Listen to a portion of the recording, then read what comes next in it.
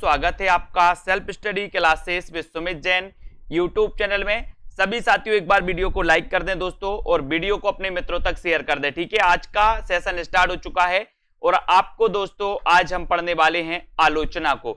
आलोचना से संबंधित महत्वपूर्ण प्रश्नों पर यहां पर चर्चा करेंगे। ठीक है, आपको सेल्फ स्टडी क्लासेस ऐप को डाउनलोड कर लेना है दोस्तों। अगर आप दोस्तों है ना क्रमबद्ध अध्ययन करना चाहते हैं, पढ़ना चाहते हैं बहुत अच्छे से, तो सेल्फ स्टडी क्लासेस का ऐप आप जरूर डाउनलोड कर लें। ठीक है, आप प्ले स्टोर में जाएं, सेल्फ स्टडी क्लासेस सर्च करें और दोस्तों ऐप को डाउनलोड कर लें। अब स्टार्ट हो चुका है दोस्तों आज का ये सेशन, स्टार्ट करते हैं बढ़िया तरीके से। और दोस्तों यहां पर आपके लिए हिंदी साहित्य का कंप्लीट कोर्स, चाहे आप मास्टर कैडर एग्जाम की तैयारी कर रहे हैं, HP टेट दोस्तों, UKLT या फिर PGT TGT एग्जाम की तैयारी कर रहे हैं, है ना, जूनियर टेट एग्जाम की तैयारी कर रहे हैं, तो बहुत अच्छे से आप इस कोर्स को बहुत अच्छे से दोस्तों पढ़ सकते हैं, है ना। ट्रिक से पढ़ सकते हैं, डाउट सेशन के माध्यम से, और विस्तृत अध्ययन टॉपिक वाइज टेस्ट लगाकर सारी चीजें यहां पर आपके लिए उपलब्ध होगी। ठीक है, साथ ही ग्रुप डिस्कशन भी दोस्तों आपके लिए मिलने वाला है ना। अब स्टार्ट करते हैं आज अपन आलोचना के बारे में। अपन ने दोस्तों कल तक कहानी को पढ़ा था, कहानी के बारे में अपन ने पढ़ लिया था।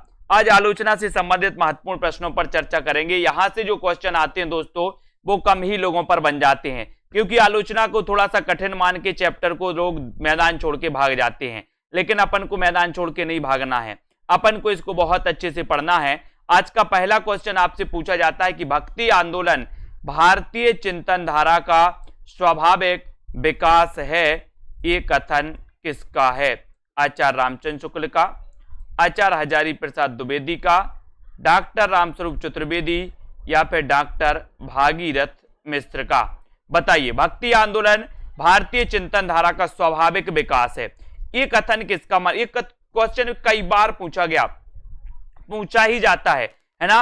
अब आपको बताना है यहां पर भक्ति आंदोलन भारतीय चिंतन धारा का स्वाभाविक विकास है, ये कथन किसका है? और बढ़िया सा आंसर आपका यहां पर हो जाएगा दोस्तों, क्या हो जाएगा? आचार्य हजारी प्रसाद। आचार्य हजारी प्रसाद का बिल्कुल सही हो जाएगा। ठीक है, ये बी नंबर आपका सही हो जाएगा। आचार्य हजारी प्रसाद ने कहा था कि भक्ति आंदोलन भारतीय चिंतन धारा का स्वाभाविक विकास है, यानी कि आपका बी नंबर। ठीक है, भक्ति आंदोलन भारतीय चिंतन धारा का स्वाभाविक विकास है, ये कथन है दोस्तों आचार्य हजारी प्रसाद द्विवेदी का। जबकि रामचंद्र शुक्ल जी का कथन है कि भक्ति आंदोलन के उदय के इस्लामी आक्रमण की प्रतिक्रिया के फलस्वरूप हुआ था भक्ति आंदोलन। ठीक है, नेक्स्ट प्रश्न आपके सामने है दोस्तों, आपकी स्क्रीन पर अगला प्रश्न है, दूसरी परंपरा की खोज किस विधा की रचना है? दूसरी परंपरा की खोज बताइए, आलोचना विधा की है, कहानी की है, खोज एवं सर्वेक्षण विधा या फिर निबंध विधा? अब दोस्तों ये भी आपको बताना है कि दूसरी परंपरा की खोज के रचनाकार कौन है। ये भी बहुत बार पूछा गया क्वेश्चन है, एक क्वेश्चन आता है कि दूसरी परंपरा के रचनाकार कौन है। ठीक है, अब रचनाकार आपसे अगर पूछा गया है तो आपको बताना है क्या कि सर सबसे बड़ी बात तो यह है कि ये दूसरी परंपरा की खोज जो है ये आलोचना विधा से संबंधित है। ठीक है, आलोचना विधा से संबंधित है। अब इसके जो रचनाकार हैं दोस्तों वो कौन है? नामवार से हैं। नामवार मैंने कई बार आपको बताया है कि जब पहले व्यक्ति है ना इस संसार में आता है, इस संसार में आता है, समझदार होता है, बड़ा होता है, सबसे पहले व्यक्ति क्या करना चाहता है? अपना नाम करना चाहता है, पैसे कमाता है पहले, फिर नाम करना चाहता है ना। सबसे पहले पैसे कमाना चाहता है, फिर दूसरी परंपरा की खोज करता है, यानी कि क्या करना चाहता है? अपना नाम, बोले नाम होना चाहिए, है ना, तो नाम से बनेगा नामवार से। ठीक है, सॉरी, इसको आपको याद रखना है।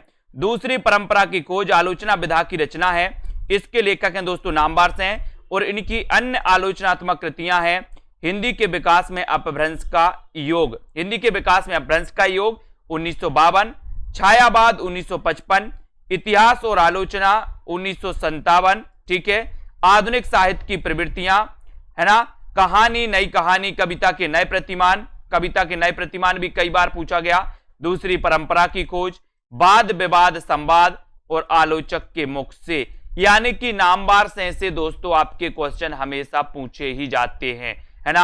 आपसे नामवार से के कई क्वेश्चन पूछे जाते हैं। अब यहां पर दोस्तों आपको बताना है, नाटक के लिए रंगमंच होना चाहिए, रंगमंच के लिए नाटक नहीं, ये कथन किसका है?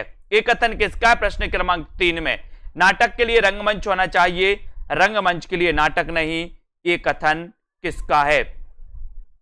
बहुत बढ़िया प्रश्न है दोस्तों, प्रश्न क्रमांक 3 में, है ना। और एक कथन पूछे ही जाते हैं, तो जल्दी से बताएं सभी लोग। और जिन भी साथियों ने अभी तक सेल्फ स्टडी क्लासेस का ऐप डाउनलोड नहीं किया, वो ऐप को जरूर डाउनलोड करें, ठीक है। नाटक के लिए रंगमंच होना चाहिए, रंगमंच के लिए नाटक नहीं, यह कथन किसका है? यह कथन किसका है? और उत्तर चला जाता है आपका, बोले सर ये कथन है जयशंकर प्रसाद का, ठीक है। जयशंकर प्रसाद का उपनाम है दोस्तों कलाधर, है ना। इन्हें झारखंडी, इनका झारखंडी भी इन्हें कहा जाता है, कलाधर भी इनका उपनाम है। 1889 में इनका जन्म हुआ था दोस्तों, किसका? जयशंकर प्रसाद का, ये भी आपको पता है, ठीक है। विख्यात मार्क्सवादी समीक्षक कौन है? ये पूरे के पूरे क्वेश्चन बहुत ही इंपॉर्टेंट है, ये बार बार क्वेश्चन आते हैं दोस्तों, है ना। ये बार बार आते हैं तो बार बार भी हमें इनको पढ़ना है। विख्यात मार्क्सवादी समीक्षक कौन माने जाते हैं? रामविलास शर्मा, शांति प्रिय द्विवेदी,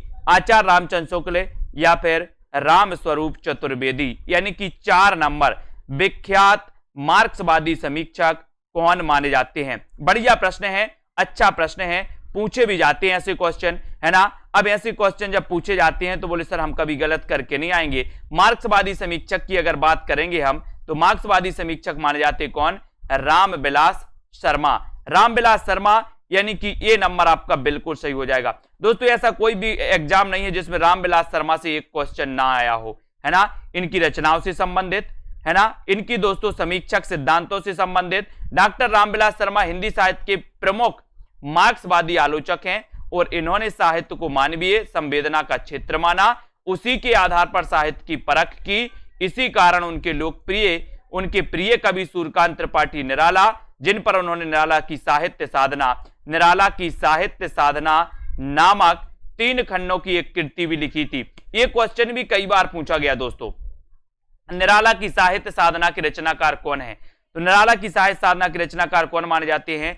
रामविलास शर्मा, ठीक है। और ये क्वेश्चन भी कई बार आया है कि निम्न में से बताइए कौन सा मार्क्सवादी आलोचक है, समीक्षक है, तो वो माने जाते हैं कौन? डॉक्टर रामविलास शर्मा। इनको अपन को बहुत अच्छे से पढ़ना है। यहां पर आते दोस्तों, अगला क्वेश्चन आपको बताना है, ये है त्रिवेणी में किन 3 महान कवियों की समीक्षा प्रस्तुत की गई है? त्रिवेणी में बताना है दोस्तों किन 3 महान कवियों की समीक्षा प्रस्तुत की गई है।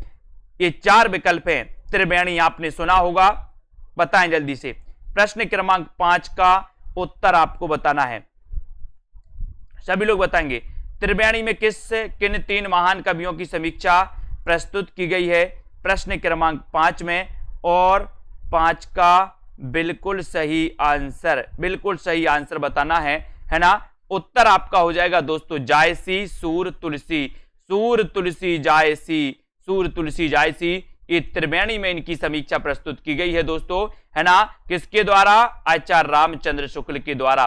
प्रसिद्ध हिंदी आलोचक एवं निबंधकार आचार्य रामचंद्र शुक्ल द्वारा लिखी गई त्रिवेणी में हिंदी में भक्ति काल के 3 प्रमुख कवियों मलिक मोहम्मद जायसी, सूरदास एवं संत शिरोमणि तुलसीदास की रचनाओं की समीक्षा की गई है। ज्ञातव्य है कि आचार्य शुक्ल ने संत कबीर की वाणी को काव्य की श्रेणी में न मानते हुए उनकी समीक्षा नहीं की, है ना। वस्तुतः कबीर को भक्ति काल के हिंदी साहित्य में महत्वपूर्ण स्थान आचार्य हजारी प्रसाद द्विवेदी द्वारा कबीर नामक समीक्षा पुस्तक लिखने के बाद मिला, ठीक है। अगला क्वेश्चन, मध्यकालीन बोध का स्वरूप के लेखक कौन है? बहुत बढ़िया प्रश्न है। मध्यकालीन बोध का स्वरूप, इसके रचनाकार कौन है दोस्तों? मध्यकालीन बोध का स्वरूप, इसके रचनाकार आपको बताना है। सभी लोग लाइक जरूर कर दें, और जिन्होंने दोस्तों अभी तक सेल्फ स्टडी क्लासेस का ऐप डाउनलोड नहीं किया, वो ऐप को जरूर डाउनलोड कर लें। 20 तारीख को आपकी प्रतियोगिता होगी, एक टेस्ट प्रतियोगिता, है ना। वो बिल्कुल फ्री होगी ऐप पर, सेल्फ स्टडी क्लासेस ऐप पर, हिंदी साहित्य प्लस हिंदी व्याकरण की, और ऐसी अनेकों टेस्ट प्रतियोगिताएं दोस्तों अब चालू होने वाली हैं, ठीक है। तो मध्यकालीन बोध का स्वरूप के लेखक कौन है? और उत्तर चला जाता है दोस्तों हजारी प्रसाद द्विवेदी, यानी कि डी नंबर आपका सही है। मध्यकालीन बोध का स्वरूप हिंदी साहित्य का आदिकाल, हिंदी साहित्य की भूमिका, है ना, कबीर, श्रीश के फूल, कोटज, भारतीय संस्कृति की देन, है ना, और दोस्तों कविता का भविष्य, बसंत आ गया, अशोक के फूल आदि आचार्य हजारी प्रसाद द्विवेदी की ये रचनाएं आपको याद करना है, ठीक है। चिंतामणि काव्य में अभिव्यंजनावाद, चिंतामणि काव्य में अभिव्यंजनावाद, मानस की धर्मभूमि, भारतेंदु हरिश्चंद्र आदि ये आचार्य रामचंद्र शुक्ल की रचनाएं हैं। अगला क्वेश्चन देख लेते हैं। अगला क्वेश्चन आपको बताना है भारतेंदु योग और हिंदी भाषा की विकास परंपरा के लेखक कौन है। भारतेंदु योग और हिंदी भाषा की विकास परंपरा के लेखक कौन है। बहुत बढ़िया प्रश्न है दोस्तों, ये आपको बताना है। सभी लोग बताएंगे, वीडियो को लाइक जरूर करते रहिएगा। और दोस्तों भारतेंदु योग और हिंदी भाषा की विकास परंपरा के लेखक कौन माने जाते हैं, इसका उत्तर आपको बताना है। ठीक है, सभी लोग लाइक जरूर करें और दोस्तों वीडियो को शेयर भी कर दें अपने मित्रों तक। और यहां पर भारतेंदु योग और हिंदी भाषा की विकास परंपरा के लेखक आपसे अगर पूछा गया तो आपने उत्तर चयन किया है विकल्प नंबर डी, डी यानी कि रामविलास शर्मा। ठीक है, रामविलास शर्मा, जो कि आपका बिल्कुल सही है। यहां से कई बार एक क्वेश्चन पूछे गए दोस्तों। ठीक है, प्रमुख मार्क्सवादी आलोचक, रामविलास शर्मा कैसे आलोचक हैं, मार्क्सवादी आलोचक हैं। ठीक है, भारतेंदु योग और हिंदी भाषा की विकास परंपरा के लेखक कौन है, रामविलास शर्मा। प्रगति और परंपरा एक किसकी दोस्तों रचना है ना, रामविलास शर्मा। आस्था और सौंदर्य, प्रगतिशील साहित्य की समस्याएं, भाषा साहित्य और संस्कृति, मार्क्सवाद और प्राचीन साहित्य, भाषा और समाज, नई कविता और अस्तित्ववाद, है ना। ये सारी की सारी रचनाएं आपको यहां पर पढ़ना है दोस्तों, है ना। अब देखते हैं यहां पर अगला क्वेश्चन है, निम्न में से कौन मार्क्सवादी विचारधारा का आलोचक नहीं है। मार्क्सवादी विचारधारा का आलोचक कौन नहीं है, बढ़िया प्रश्न है दोस्तों। आपको बताना है कि कौन मार्क्सवादी विचारधारा का आलोचक नहीं है। नामवार से नहीं है ना, शिवदान चौहान नहीं है, रामविलास शर्मा नहीं है, या फिर विजय देव नारायण शाही नहीं है। कौन नहीं है जो दोस्तों मार्क्सवादी विचारधारा का आलोचक नहीं है। रामविलास शर्मा तो आपको पहले से ही पता है ना। शिवदान चौहान भी दोस्तों ये भी मार्क्सवादी विचारधारा के कवि माने जाते हैं, नामवार से भी है। तो कौन नहीं है, विजय देव नारायण शाही। विजय देव नारायण शाही ये मार्क्सवादी के आलोचक नहीं माने जाते। और उत्तर चला जाता है आपका शिवदान चौहान तो है, नामवार से है, रामविलास शर्मा है, डी आपका बिल्कुल सही है। ये मार्क्सवादी आलोचक नहीं माने जाते। अब आपको याद रख लेना, आपसे ये क्वेश्चन हमेशा पूछा जाएगा, कौन सा मार्क्सवादी आलोचक है, तो शिवदान चौहान है, नामवार से है, रामविलास शर्मा है। इनको अपन को याद करना। ठीक है, अगले क्वेश्चन की ओर बढ़ेंगे, है ना। सभी लोग ऐप को डाउनलोड कर लें दोस्तों, सेल्फ स्टडी क्लासेस ऐप को। डॉक्टर नामवार से डॉक्टर रामविलास शर्मा, शिवदान चौहान, प्रकाश चंद्र गुप्ते, अमृत राय, नरेंद्र शर्मा बहादुर से एवं डॉक्टर देवराज हिंदी के प्रमुख मार्क्सवादी आलोचक माने जाते हैं दोस्तों। ठीक है, इनको आपको याद करना है। अगला क्वेश्चन अगला है, निम्न में से किस कृति के लेखक रामविलास शर्मा हैं। बताइए रामविलास शर्मा की कौन सी कृति है, वो आपको चयन करना है ना। और ऐसे कौन से साथी हैं जिन्होंने अभी तक सेल्फ स्टडी क्लासेस का ऐप डाउनलोड नहीं किया, है ना। आपको ऐप को जरूर डाउनलोड कर लेना है दोस्तों। अपना अध्ययन बहुत अच्छे से बनाना है। प्रतियोगिताएं अब चालू हो गई हैं अपनी, है ना। प्रतियोगिताएं की जाएंगी दोस्तों। जैसे 20 तारीख को अपन ने एक टेस्ट रखा है, वो टेस्ट भी आपके लिए है। ठीक है, जिन भी साथियों को कोर्स में एडमिशन लेना, वो कोर्स में एडमिशन लेकर के भी दोस्तों आप आराम से कर सकते हो। ठीक है, किस कृति के लेखक रामविलास शर्मा माने जाते हैं, तो यहां पर आपसे पूछा गया और आपने उत्तर लगाया है सभी ने डी नंबर। लगभग सभी लोगों ने बताया कि सर भाषा और समाज, भाषा और समाज के लेखक हैं रामविलास शर्मा। रामविलास शर्मा यानी कि डी नंबर आपका बिल्कुल सही है ना। डॉक्टर रामविलास शर्मा, शिवदान चौहान और डॉक्टर देवराज, प्रकाश चंद्र गुप्त, शमशेर बहादुर से, डॉक्टर नामवार से हिंदी के मार्क्सवादी समीक्षक माने जाते हैं साथियों। ठीक है, भाषा समाज निराला की साहित्य साधना, प्रगति और परंपरा, प्रगतिशील साहित्य की समस्याएं, आस्था और सौंदर्य, प्रेमचंद और उनका योग, नई कविता और अस्तित्ववाद आदि ये डॉक्टर रामविलास शर्मा की आलोचनात्मक कृतियां हैं। ठीक है, इनको भी याद रखेंगे। अगला देख लो, अगला क्वेश्चन बताइए सभी लोग बताइए। आलोचना को भाषाई रीतिबद्धता से उन्होंने वैसे ही मुक्त किया है जैसे निराला ने कविता को छंदों के बंधन से, है ना। उपर्युक्त कथन किसके संबंध में है, ये आपको बताना है। आलोचना को भाषाई रीतिबद्धता से उन्होंने वैसे ही मुक्त किया है जैसे निराला ने कविता को छंदों के बंधन से। उपर्युक्त कथन किसके संबंध में है, किसके संबंध में? डॉक्टर नामवर सिंह के, डॉक्टर रामविलास शर्मा के, है ना, या रामचंद्र शुक्ल के, किसके संबंध में ये कथन कहा गया? ये कथन हमें चयन करना है और 10 का आंसर आपको बताना है। क्लास रोज अपनी रात्रि 9 बजे होती है दोस्तों, और यहां पर उत्तर चला जाता है डॉक्टर रामविलास शर्मा, यानी कि बी नंबर। ठीक है, ये बी नंबर आपका बिल्कुल सही है। प्रसिद्ध मार्क्सवादी आलोचक डॉक्टर रामविलास शर्मा के संबंध में कहा गया कि आलोचना को भाषाई रीतिबद्धता से उन्होंने वैसे ही मुक्त किया जैसे निराला ने कविता को छंदों के बंधन से, है ना। प्रगति और परंपरा, आस्था और सौंदर्य, प्रगतिशील साहित्य की समस्याएं, निराला आदि, है ना, डॉक्टर रामविलास शर्मा की दोस्तों आलोचनात्मक कृतियां हैं, इनको भी अपन को याद करना है। ठीक है, और मार्क्सवादी आलोचकों में नामवर सिंह का भी नाम आता है, शिवदान सिंह चौहान का भी नाम आता है। ठीक है, अरस्तु का काव्यशास्त्र किसकी रचना है? बहुत बढ़िया प्रश्न। अरस्तु का काव्यशास्त्र एक किसकी रचना मानी जाती है? बाबू गुलाब राय की, डॉक्टर नगेंद्र की, डॉक्टर नामवर सिंह की, या फिर रामचंद्र शुक्ल की? अरस्तु का काव्यशास्त्र किसकी कृति है? अरस्तु का काव्यशास्त्र किसकी कृति है?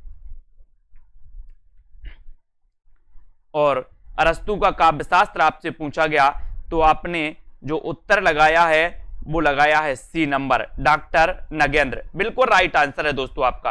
अरस्तु का काव्यशास्त्र के जो रचनाकार हैं वो रचनाकार हैं डॉक्टर नगेंद्र, और सी आपका बिल्कुल सही।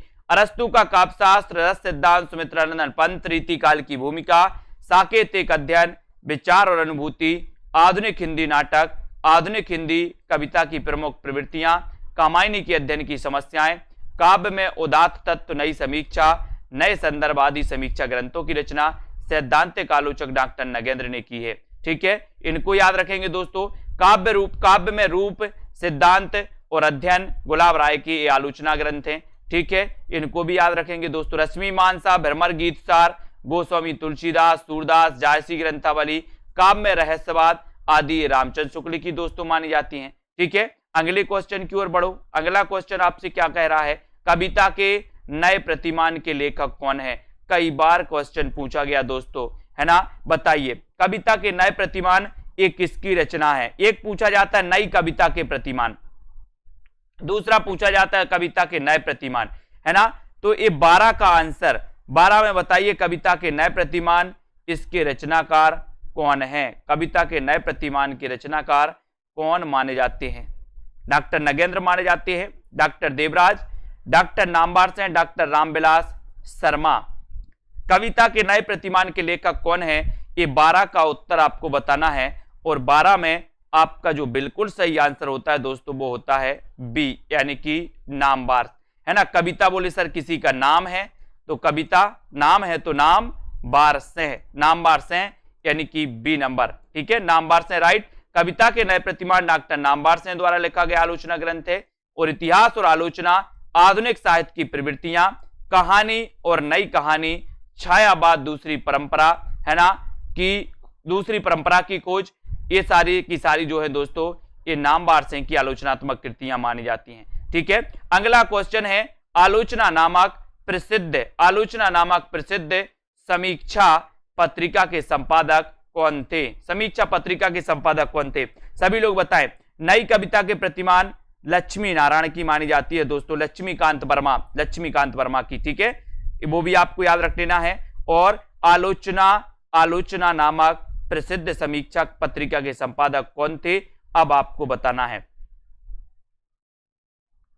प्रश्न क्रमांक 13, आलोचना नामक प्रसिद्ध समीक्षा पत्रिका के संपादक कौन थे? आलोचना नामक, बताइए। और आपका बिल्कुल सही आंसर है 13 का। आलोचना नामक प्रसिद्ध समीक्षा पत्रिका के जो संपादक थे वो संपादक थे दोस्तों कौन? डॉक्टर नामवर सिंह। कौन थे? डॉक्टर नामवर सिंह, यानी कि ए नंबर जो है वो बिल्कुल सही है। डॉक्टर नामवर सिंह, रामविलास शर्मा, शिवदान सिंह चौहान, प्रकाश चंद्र गुप्त, अमृत राय, डॉक्टर देवराज, नरेंद्र शर्मा, शमशेर सिंह आदि हिंदी के मार्क्सवादी या प्रगतिवादी आलोचक माने जाते हैं दोस्तों। ठीक है, इनको याद रखेंगे। मार्क्सवादी समीक्षा पद्धति के उन्नायक डॉक्टर नामवर सिंह ने छायावाद, रहस्यवाद, इतिहास और आलोचना, कविता के नए प्रतिमान, आधुनिक साहित्य की प्रवृत्तियां, दूसरी परंपरा की खोज, ऐसी रचनाएं इन्होंने दोस्तों की थी। नामवर सेन ने रश्मि मानसा नामक आलोचना पुस्तिका के लेखक कौन है? रश्मि मानसा लगभग सभी लोगों को पता है। ऐसे क्वेश्चन आपको दोस्तों बहुत सारी चीजें पढ़ते पढ़ते बहुत सारी चीजें रट गई हैं और रश्मि मानसा आपको बताना है कि रश्मि मानसा नामक आलोचना पुस्तिका के लेखक कौन माने जाते हैं। प्रश्न क्रमांक 14, रश्मि मानसा नामक आलोचना पुस्तिका के लेखक कौन है? प्रश्न क्रमांक 14 में आपको बताना है और 14 का उत्तर चला जाता है, क्या क्या चला जाता है? रश्मि मानसा। रश्मि मानसा बोले सरल है सर, कई बार पढ़ा है इसलिए याद भी हो गया, तो रामचंद्र शुक्ल आपका बिल्कुल सही है। ठीक है, रश्मि मानसा नामक आलोचना पुस्तिका के लेखक हैं आचार्य रामचंद्र शुक्ल। रश्मि मानसा चिंतामणि भाग 1 एवं भाग 2 है ना, भ्रमर गीत सार, सूरदास, गोस्वामी तुलसीदास, जायसी ग्रंथावली है ना, आदि आलोचनात्मक कृतियों के लेखक आचार्य रामचंद्र शुक्ल हैं। ठीक है दोस्तों, इस प्रकार से आपको याद करते जाना है कि रस सिद्धांत, साकेत, एक अध्ययन, रीति काव्य की भूमिका, विचार और अनुभूति, आधुनिक हिंदी कविता की प्रमुख प्रवृत्तियां, कामायनी के अध्ययन की समस्याएं, नई समीक्षा, नए संदर्भ, ये डॉक्टर नगेंद्र की आलोचनात्मक कृतियां हैं। ठीक है, बाकी दोस्तों दूसरी परंपरा की खोज, कविता के नए प्रतिमान, ये किसकी है? नामवर सेन की समीक्षा कृति हैं। ठीक है, प्रगति और परंपरा, आस्था और सौंदर्य, ये दोस्तों रामविलास शर्मा की मानी जाती हैं। इनको भी अपन को याद रखना है। ठीक है, इनको भी अपन को याद करना है। अब यहां पर आते हैं, अगला क्वेश्चन देखते हैं। सभी लोग ने वीडियो को लाइक कर दिया अभी तक कि नहीं किया? जल्दी से बताओ। और साथियों ये रहा आपका, ये रहा आपका, आपको बताना है 1907 में किस किस का जन्म हुआ था। 3 लेखकों का नाम बताना है 1907 में। वो 3 लेखक लेखिकाएं कौन थी जिनका 1907 में जन्म हुआ था? 1907 बताइए, सबसे पहले कौन बताते हैं 1907 में किस किस का जन्म हुआ था दोस्तों? किस किस का जन्म हुआ था 1907 में? मैंने कई बार आपको याद करवाया, पढ़वाया है। अपने जीवन काल में सिर्फ 3 कहानियों की रचना कर हिंदी कथा साहित्य में अपनी अमिट पहचान बना लेने वाले रचनाकार का नाम क्या है? वो रचनाकार का नाम बताना है। प्रश्न क्रमांक 15 का वो नाम क्या है? और 15 में वो आपका बिल्कुल सही आंसर हो जाएगा। क्या हो जाएगा? विकल्प नंबर बी यानी कि चंद्रधर शर्मा गुलेरी। बी नंबर आपका बिल्कुल सही है ना। चंद्रधर शर्मा गुलेरी के बारे में आप जानते हैं दोस्तों, है ना। इन्होंने 3 कहानियां लिखी थी। उसने कहा था बुद्धू का कांटा, सुखमय जीवन। बिल्कुल सही बात है दोस्तों। महादेवी वर्मा, हजारी प्रसाद द्विवेदी, है ना, हरिवंश राय बच्चन, इनका जन्म हुआ था दोस्तों 1907 में। कब हुआ था? 1907 में। इनको भी अपन को याद करना है। ठीक है, चंद्रधर शर्मा आपका गुलेरी बिल्कुल सही हो जाएगा। अब यहां पर आ जाओ। चंद्रधर शर्मा गुलेरी सिर्फ 3 कहानियों, उसने कहा था, बुद्धू का कांटा, सुखमय जीवन की रचना करके हिंदी साहित्य में अमिट पहचान बनाने वाले रचनाकार हैं। और गुलेरी जी द्वारा लिखित उसने कहा था हिंदी की सर्वश्रेष्ठ कहानी है दोस्तों। और यह कहानी 1915 ईस्वी में सरस्वती पत्रिका में प्रकाशित हुई थी।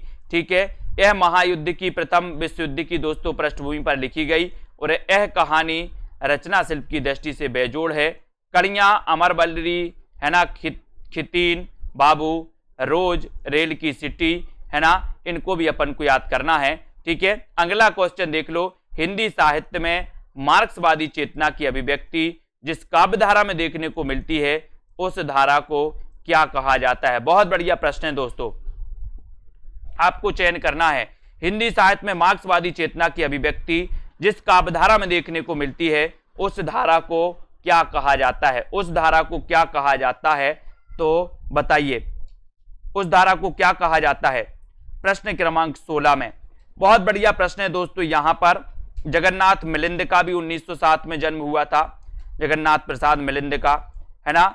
और दोस्तों हिंदी साहित्य में मार्क्सवादी चेतना की अभिव्यक्ति जिस काव्य धारा में देखने को मिलती है, उस धारा को कहा जाता है। और वो धारा है दोस्तों कौन सी? बहुत बढ़िया, श्याम नारायण पांडे का भी जन्म 1907 में हुआ था। बहुत बढ़िया, है ना।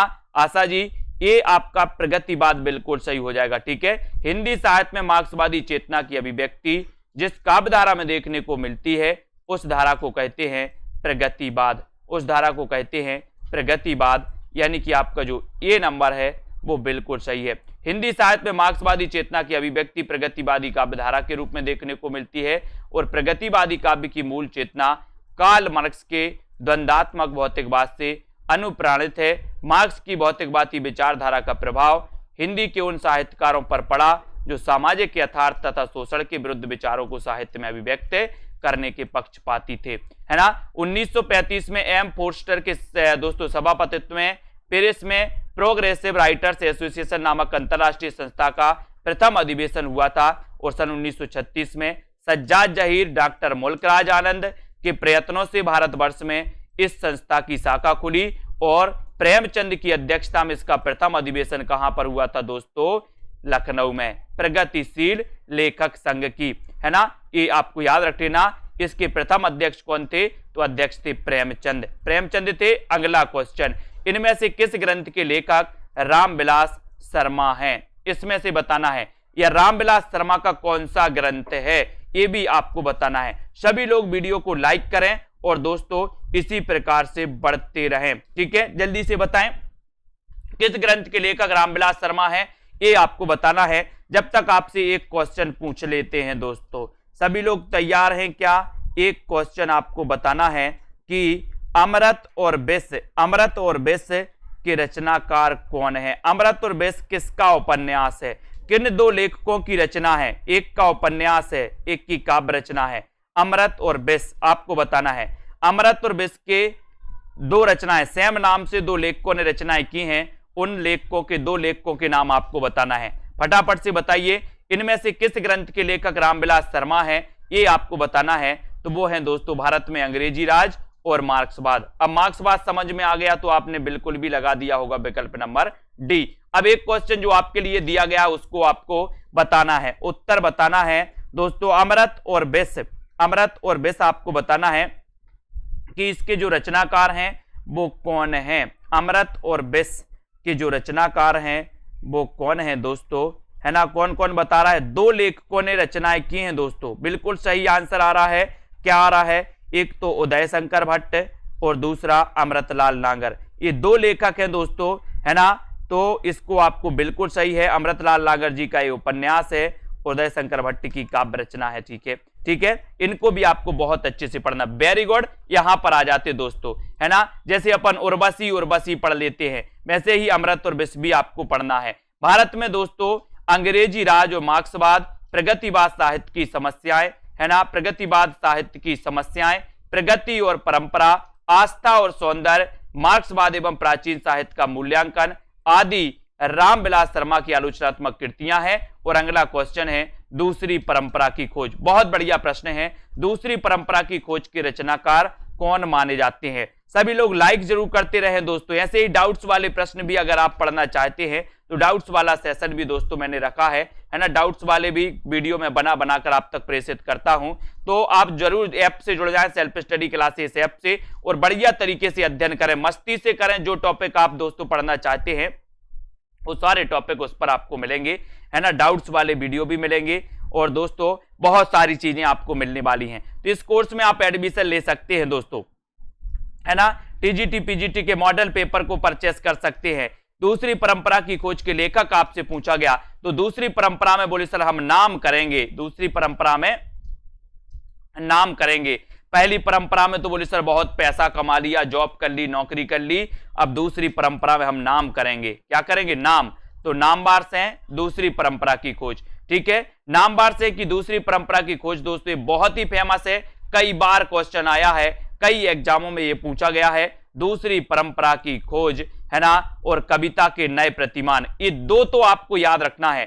कविता के नए प्रतिमान, कविता किसी का नाम है तो नामवार से है। दूसरी परंपरा की खोज, तो दूसरी परंपरा की खोज नामवार से है, ठीक है। अब आपको बताना है दोस्तों सुमित्रानंदन पंत, ठीक है, जल्दी से बताएं सुमित्रानंदन पंत नामक ग्रंथ के लेखक कौन है? सुमित्रानंदन पंत नामक ग्रंथ के लेखक कौन है, ये आपको बताना है। कौन है? डॉक्टर नामवार से हैं, डॉक्टर नगेंद्र हैं, डॉक्टर रामविलास शर्मा है दोस्तों, या फिर आचार्य नंद दुलारे वाजपेयी हैं। सुमित्रानंदन पंत नामक ग्रंथ के लेखक आपको चयन करना है और बढ़िया प्रश्न है, 19 का उत्तर बताना है और राइट आंसर आपका चला जाता है सुमित्रानंदन पंत नामक ग्रंथ के जो लेखक हैं वो लेखक हैं डॉक्टर नगेंद्र।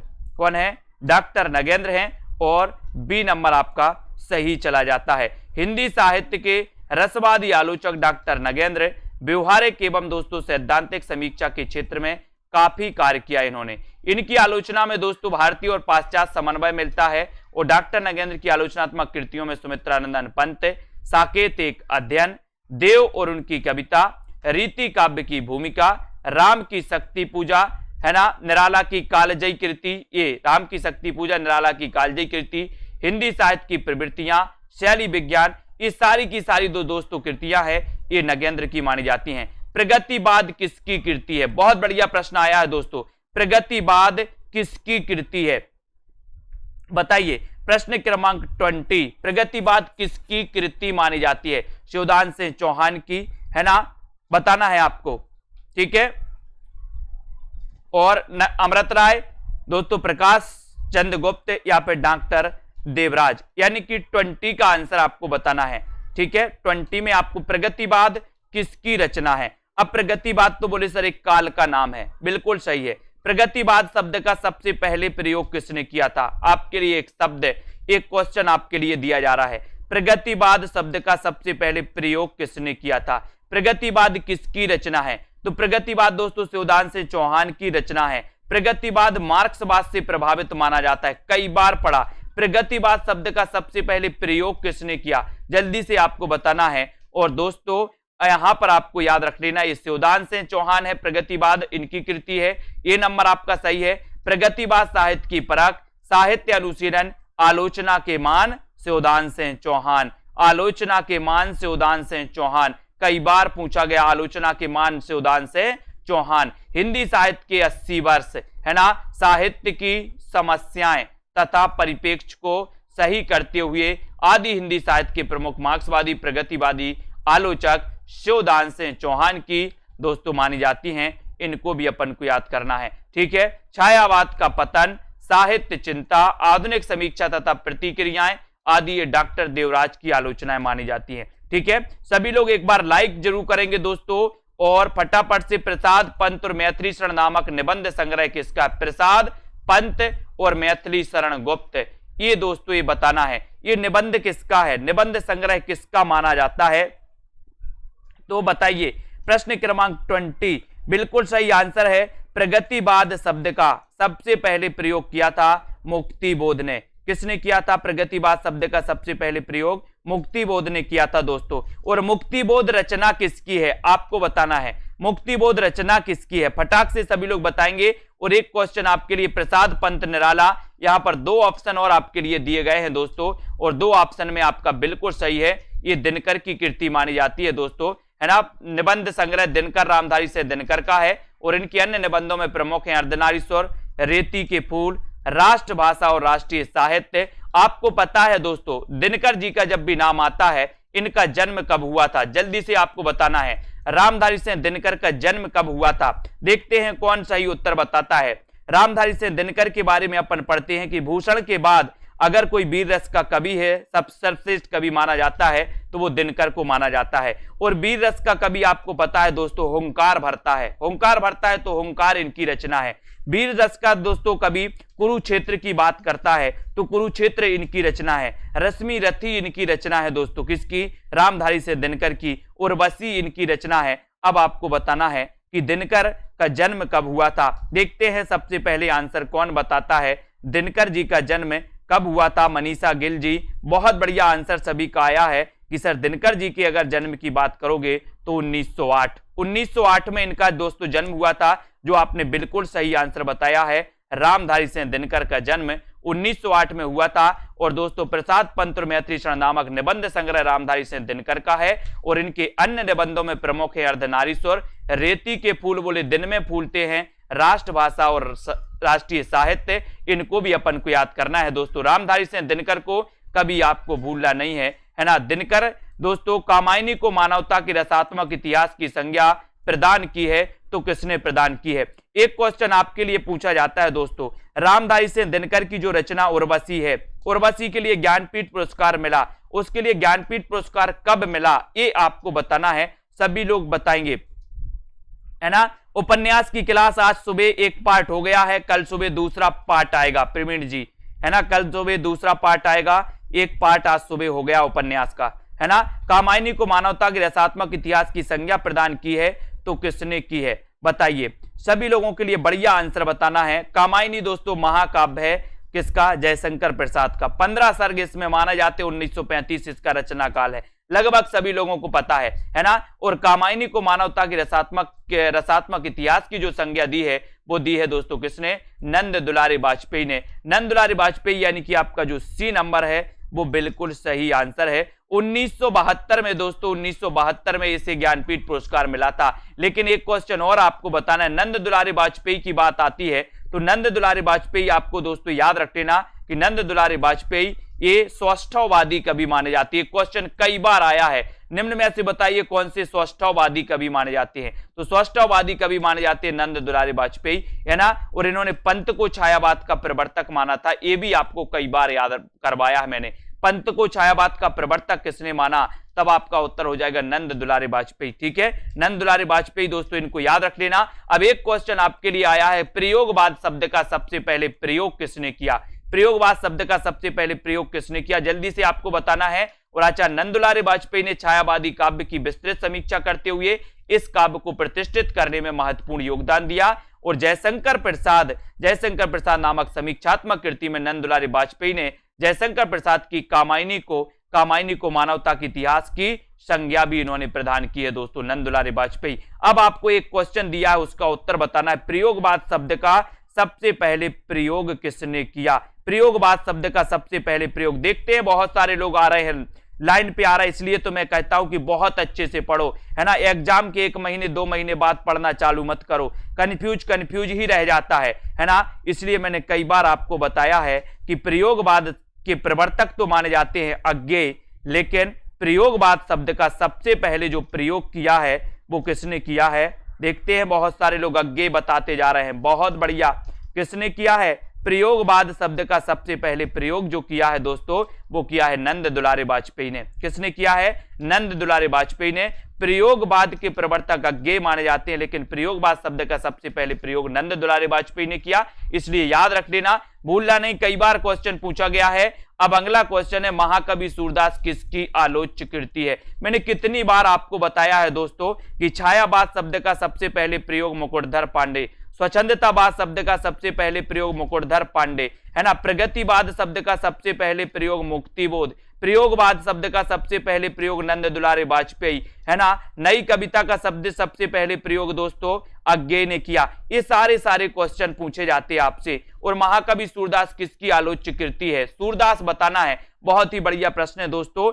और प्रश्न क्रमांक 23 में लाइक जरूर कर देना, अपने मित्रों तक शेयर करते रहना, इसी प्रकार से बने रहें दोस्तों। जिन भी साथियों को कोर्स में एडमिशन लेना है वो कोर्स में एडमिशन लेकर के अपना अध्ययन बहुत अच्छे और दोस्तों विस्तृत तरीके से, ट्रिकी तरीके से आराम से कर सकते हो। महाकवि सूरदास किसकी आलोच्य कृति मानी जाती है, तो यहां पर आपका बिल्कुल सही है। बोले सर महाकवि सूरदास ये भी नंद दुलारी वाजपेयी की कृति है, और सी नंबर आपका बिल्कुल सही है। सी नंबर बिल्कुल राइट आंसर है दोस्तों। हिंदी साहित्य 20वीं शताब्दी, जयशंकर प्रसाद, प्रेमचंद, आधुनिक साहित्य महाकवि सूरदास, है ना। महाकवि निराला, नई कविता कवि सुमित्रानंदन पंत, रस सिद्धांत साहित्य का आधुनिक साहित्य, सृजन और समीक्षा, रीति और शैली, नए साहित्य नए प्रश्न, ये सारी की सारी रचनाएं नंद दुलारी वाजपेयी की मानी जाती हैं। और एक क्वेश्चन तो कई बार आया है दोस्तों नंद दुलारी वाजपेयी के बारे में और ईला चंद्र जोशी के बारे में। कई लोग कंफ्यूज होते हैं, आपसे क्वेश्चन पूछा जाता है कि निम्न में से बताइए कौन सा मनोविश्लेषणवादी उपन्यासकार है ना। उसमें ईला चंद्र जोशी का नाम आता है और नंद दुलारी वाजपेयी का नाम नहीं आता, लेकिन कंफ्यूज करने के लिए एक ऑप्शन आपके लिए नंद दुलारी वाजपेयी और दूसरा ऑप्शन दिया जाता है ईला चंद्र जोशी, है ना। नंद दुलारी वाजपेयी और ईला चंद्र जोशी, इनमें लोग हमेशा कंफ्यूज होकर दोस्तों लगा आते हैं नंद दुलारी वाजपेयी, है ना। और दोस्तों आपका उत्तर हो जाता है क्या, गलत, क्योंकि नंद दुलारी वाजपेयी ये मनोविश्लेषणवादी उपन्यासकार नहीं माने जाते, जबकि ईला चंद्र जोशी माने जाते हैं। तो यहां पर मानस का हंस उपन्यास के लेखक कौन है, तो मानस का हंस तो आपको पता ही है, बोले सर अमृतलाल नागर, यानी कि ए नंबर जिन्होंने बताया उनका आंसर बिल्कुल सही है है ना। मानस का हंस ये दोस्तों तुलसीदास की जीवनी, है ना, तुलसीदास के जीवन पर आधारित ये ग्रंथ माना जाता है और उत्तर चला जाता है आपका एक ही तरफ, ठीक है। मानस का हंस के लेखक अमृतलाल लांगर हैं और इसमें उन्होंने तुलसी की कथा का निरूपण किया और इनकी अन्य रचनाएं हैं दोस्तों अमृत और विष, महाकाल, ठीक है, और दोस्तों शतरंज की मोहरे, खंजर नयन, एकदा नैमी शरण्य, इस सारी की सारी रचनाएं पूछी जाती हैं। महावीर प्रसाद द्विवेदी और नव जागरण के लेखक कौन है? महावीर प्रसाद द्विवेदी और नवजागरण, हिंदी नवजागरण के लेखक आपको चयन करना है। सभी लोग लाइक जरूर करते रहें दोस्तों, ठीक है, शेयर करते रहें अपने मित्रों तक, जुड़े रहें इसी प्रकार से। Self study classes app download कर लें। 20 तारीख को एक प्रतियोगिता का आयोजन किया जाएगा आप सभी के लिए, जो कि बिल्कुल फ्री रहेगी। ऐप पर बहुत सारे टेस्ट, ऐसी प्रतियोगिता हो चुकी है दोस्तों, है ना। यहां पर आपका 25 का आंसर और 25 में आपका बिल्कुल सही आंसर हो जाएगा क्या? महावीर प्रसाद द्विवेदी और हिंदी नवजागरण के जो लेखक माने जाते हैं वो माने जाते हैं रामविलास शर्मा। कौन माने जाते हैं? रामविलास शर्मा। और ये नंबर आपका बिल्कुल सही हो जाता है, ये नंबर बिल्कुल सही हो जाता है दोस्तों। एक क्वेश्चन आपसे भी पूछा जाएगा, सभी लोग बताएंगे, हमें आपको बताना है कि कामायनी का प्रथम सर्ग कौन सा है। कामायनी का प्रथम सर्ग कौन सा है? सभी को पता है कामायनी में 15 सर्ग हैं, है ना। 1935 इसका रचना काल है, लेकिन इसका प्रथम सर्ग कौन सा है और अंतिम सर्ग कौन सा है? ये क्वेश्चन का उत्तर आपको बताना है। फटाक से सभी लोग एक बार बता दें, ये क्वेश्चन कई बार आया है कि कामायनी का प्रथम सर्ग कौन सा है और अंतिम सर्ग कौन सा है। तो बताइए, सभी लोग बताएंगे, बताओ जल्दी से। वीडियो को लाइक करना है और शेयर भी करना है, ठीक है, बताइए, सभी को आंसर बताना है। कामायनी का प्रथम सर्ग और अंतिम सर्ग कौन सा है? बहुत बढ़िया। कामायनी का प्रथम सर्ग है दोस्तों चिंता और अंतिम सर्ग माना जाता है आनंद। आनंद, जो आप लोगों ने बिल्कुल सही आंसर बताया है, वेरी गुड। सभी साथियों को बहुत बहुत धन्यवाद। पढ़ते रहें दोस्तों, लाइक करते रहें। अगर इस चैनल से आप कुछ सीख कर जा रहे हैं तो आपको इस चैनल के दोस्तों वीडियो को लाइक और शेयर जरूर करना चाहिए, है ना। बोले सर हम लाइक और शेयर भी करते हैं अपने मित्रों तक। फेसबुक पर शेयर करिए, अपने ग्रुप में शेयर करिए, जहां भी आपको लगता है शेयर जरूर करिए। आप लोगों की सफलता निश्चित ही दोस्तों सुनिश्चित होगी। हम भी यहां पर निरंतर प्रयास कर रहे हैं और आप लोग भी इसी प्रकार से अध्ययन करते रहिए, ठीक है। और जिन भी साथियों को सेल्फ स्टडी क्लासेस में एडमिशन लेना है वो दोस्तों बिल्कुल निरंतर एडमिशन ले लें। एडमिशन लेकर के आप बहुत अच्छे से पढ़ सकते हैं। आपको मटेरियल, स्टडी मटेरियल के लिए इधर उधर नहीं ताकना पड़ेगा। एग्जाम के टाइम आपको परफेक्ट स्टडी मटेरियल जैसे आपको पढ़ना है वैसे यहां पर मिलने वाला है। अब आपको एग्जाम टाइम जब आता है तो आपको खुद पता नहीं चलता कि हमें पढ़ना क्या है, कैसे पढ़े, क्या पढ़े, कौन सा मटेरियल कहां से ले आए, कौन सी बुक को उठा के पढ़ ले, ये सब समझ में नहीं आता। लेकिन यहां पर दोस्तों मार्गदर्शन में आप भी पढ़ोगे, है ना। और दोस्तों यहां पर आपको व्यवस्थित मटेरियल मिलेगा, क्या पढ़ना है आपको, कैसे पढ़ना है, सारी चीजें यहां पर व्यवस्थित आपको बताई जाएंगी, है ना। साथ ही यहां पर ट्रिकी वीडियो भी होंगे, विस्तृत अध्ययन वाले वीडियो भी होंगे दोस्तों, यहां पर डाउट्स वाले वीडियो भी होंगे। साथ ही यहां पर दोस्तों आपके लिए बहुत ही अच्छा ये ग्रुप बनाया गया जहां पर डिस्कशन चलता रहता है। अब दोस्तों ऐसी बहुत सारी चीजें होती हैं जो डाउट्स में हमेशा बनी रहती हैं। साहित्य है, साहित्य में डाउट्स बहुत होते हैं, है ना। तो डाउट्स क्लियर करने के लिए दोस्तों ग्रुप में होना बहुत जरूरी है ना। तो ऐसे जितने भी साथी हैं जिनको भी एडमिशन लेना है वो आराम से एडमिशन लेकर के दोस्तों पढ़ सकते हैं और बहुत अच्छे से दोस्तों अध्ययन कर सकते हैं, ठीक है। वीडियो को सभी लोग लाइक करेंगे, रोमा जी, बबीता जी, ठीक है, और कविता जी, निर्मला जी, नीतू जी, ठीक है, बिल्कुल वीडियो को लाइक शेयर करती रहिए। प्रीति जी, प्रियंका, पूजा जी, संदीप, लालदास, अनिल कुमार जी, नमन जी, ठीक है, और अपने मित्रों तक शेयर जरूर करती रहिए, ठीक है। विपिन जी, मनीषा राजकुमार, कमला, श्रीधर जी, सुरेश पाल जी, संदीप पाल जी, लवली ठाकुर जी, और जितने भी हमारे साथी हैं जो साथी इस चैनल के लिए निरंतर प्रयास कर रहे हैं, ओपी सिंह जी हैं, संदीप जी, लवकुश, प्रिया जी, पूजा, रचना जी, ठीक है, अर्शदीप जी हैं, कुरैशी जी, है ना, एटीट्यूड बॉय हैं, लालदास हैं, गीतिका, सुलेखा, सविता जी, खुशी जी हैं, कुशल परिवर्तन, नागौर के शेर भी हैं, है ना, रंजीत, दिव्या, प्रदीप, दारसू, प्रिया, जयंत जी, शिल्पा जी, श्रीधर जी, मनीषा जी, दुर्गेश जी, राम मूरत जी भी हैं, बबीता जी, यादव, नीरू जी, है ना, अर्शदीप, दारसू जी, बिल्कुल सभी को धन्यवाद। और इसी प्रकार से नीरू, राकेश, सुनीता, राजकुमार, तरणवीर, हरिओम जी, शैलेश जी, रेखा, गीता यादव, रंजना जी, नमन जी, ठीक है, सुवन जी, गायत्री जी, सुजीत जी, प्रिया जी, मास्टर मेघा साहब, पूनम जी, राकेश, मनीषा, रामूरत, दुर्गेश, शैलेश कुमार जी, ठीक है, राकेश, महेश कुमार, है ना, अशोक, कविता, शिवांश जी, बबीता यादव, अशोक और दोस्तों अंजू, रीना जी, पूना जी, अमृता जी, जयसवाल, ठीक है, सोनू सिंह जी, पूनम चौधरी जी, ठीक है, अमिता सरकार जी, रंजना, रीना, अजय जी, मुकनत जी, महेश, प्रियंका, संजय पाठक जी, मेघा साहब जी, सभी को बहुत बहुत धन्यवाद दोस्तों। इसी प्रकार से अध्ययन करें, निरंतर आप अध्ययन करते हैं तो जब आपकी सफलता बिल्कुल सुनिश्चित होती है दोस्तों, है ना। ऐसा नहीं करना है कि 1-2 महीने जब पेपर आए तब बस आपको पढ़ना है, आप निरंतर अभ्यास करो अनिल जी, है ना। आप जिस भी एग्जाम को फोकस कर रहे हैं उस एग्जाम के लिए निरंतर प्रयास करो, चाहे आपको एग्जाम आया हो चाहे ना आया हो, ठीक है। विवेक जी और पूजा, ज्योति, SK सिंह जी, राज, मोनिका, जिग्नेश जी, पूनम, दिनेश जी, क्रिएटिविटी जी, अर्शदीप जी, ठीक है। धन्यवाद सभी को। सभी लोग सेल्फ स्टडी क्लासेस से जुड़ जाए, ऐप से जरूर जुड़ जाए दोस्तों, ठीक है। और अध्ययन करते रहें। राज तिवारी जी, है ना, और आशा मेहरा जी, मनीषा जी, अलका रानी जी, धन्यवाद सभी को। जय